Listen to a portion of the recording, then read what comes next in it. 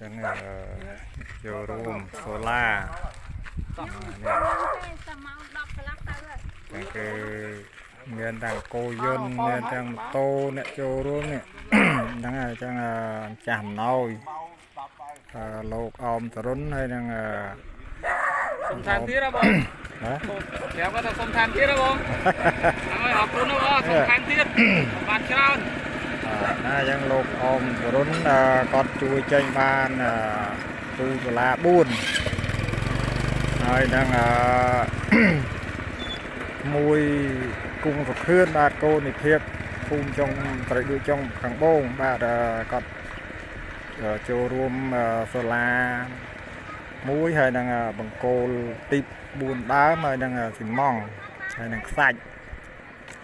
បាទចឹងអរគុណណាស់ដែលគាត់បានជួយឧបត្ថម្ភហ្នឹងដាក់អំពូលឲ្យភ្លឺតាមផ្លូវតាមដងផ្លូវចូលភូមិត្រីដូចចឹងសូមអរគុណហើយសូមជូនពរឲ្យគាត់រកទីទទួលទានមានបានណា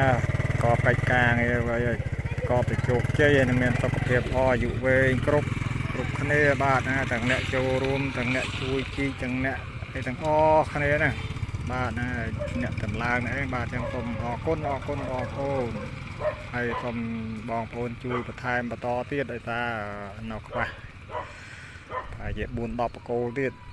បាទអរគុណធំ